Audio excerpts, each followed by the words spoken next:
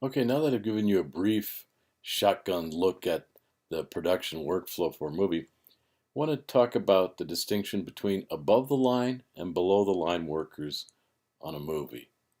Above the line and below the line designate an accounting term, the line being the separation between those who get paid in a fixed rate, usually one time, and those who get paid in a flexible rate, usually by the hour.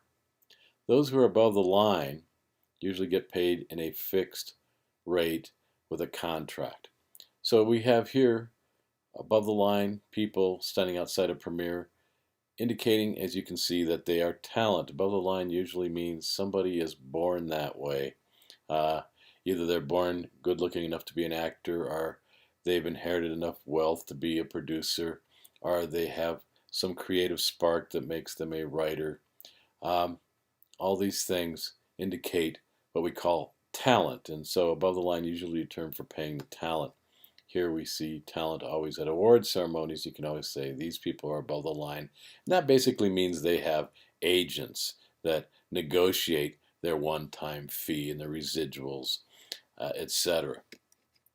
The sharks basically that make sure that nothing moves forward unless that fee is paid as a pay to play. Usually you pay, and in order to get those above the line people's time, whether the movie is made or not. Okay, now the workflow above the line making a movie is usually you have a producer who is looking for a certain genre that they can monetize by selling to a an executive producer. So they're looking for a genre, a writer who is writing either a horror script or an adventure script or a romantic comedy. And this producer seeks agents who represent writers or takes unsolicited work.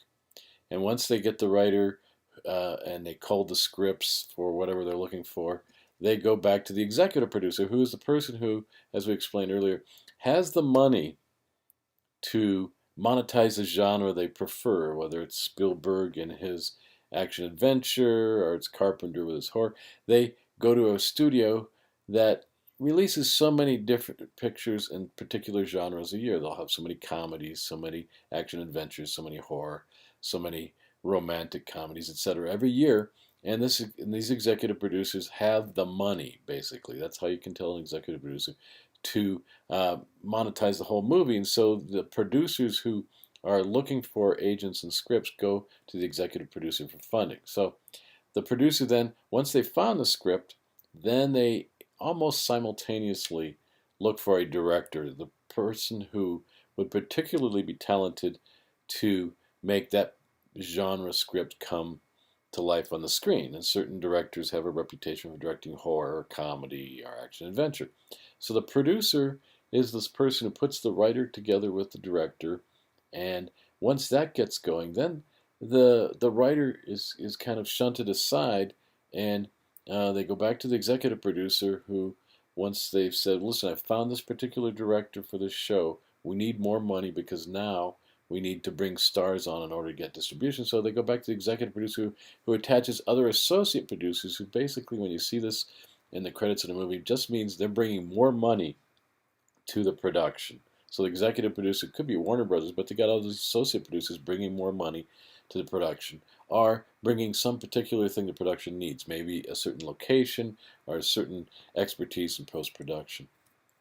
So this is what it looks like hierarchically. You got the executive producer, the person with the money, who's giving it to the producer who's got the writer and the director together, and then the producer, after they've gotten the script okayed, goes to the director and says, okay, in your next job, if we're going to make this work for the executive producer to raise more money, you need to bring a star or somebody whose name value can be a marquee player and bring people to the show. And then the director starts handing scripts around to agents of different stars they want to work with, because a lot of stars just don't really work for the money. They work for the director they admire. And then the director also looks for the production designer. Production designer is brought on very early in the process to give that look, that artistic background to the whole concept of the movie. So while the director's passing out scripts to agents looking for star names, they immediately get a production designer to give them the look of the movie that they like.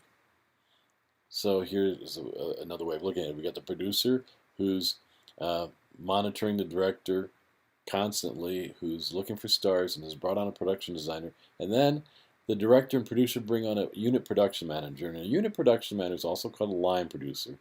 This person makes sure that the day-by-day functioning of the pre-production, production, and post-production is carried out. So it's called a unit production manager because when we do a movie, sometimes we'll be doing different locations, different states. Like if it's Indiana Jones and the Crystal Skull, we'll be shooting in Massachusetts, New Mexico, California. So each place the movie is shot will have a different production manager taking care of that area, and that's why we call it a different unit, and it's unit production manager.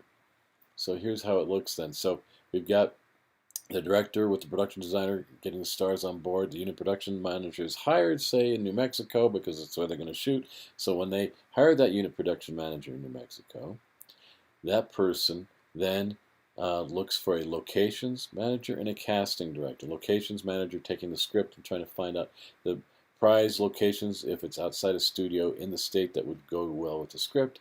Also for a casting director, casting day players, supporting actors, not the stars, that would be in the movie and possibly from the talent base in the area like New Mexico.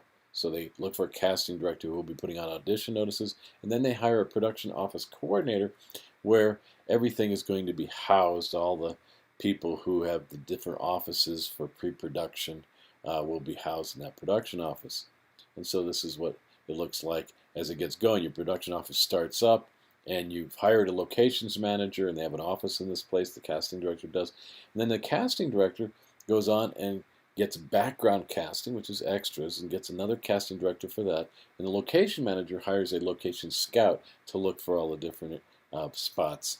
And then the production office gets rolling, and we hire an assistant directing staff to help the day-by-day scheduling and budgeting of the movie. And as it breaks down finally, just before production, if we got the production designer getting the art department building and all the pre-production stuff, the flats and all the structures that have to be built for the show. The next above the line person who is hired before the show goes, not necessarily um, uh, too far in advance, but a week or two, maybe a month, is the DP, the director of photography. The director, after they get the production designer, then gets the cinematographer or director of photography hired, and they start putting together the teams that will be supporting the movie as far as crew goes. And this is then the last kind of um, designation as far as hierarchy goes before we start production. So that's generally the way the hierarchy looks. And for our movie, we don't really have to worry about this because we're doing a no-budget movie, but it needs to be said that the more you have your above-the-line people in place, whether donating their talent or being paid for it, the more professional, the better your movie will be, and the more easy it will be to distribute the movie.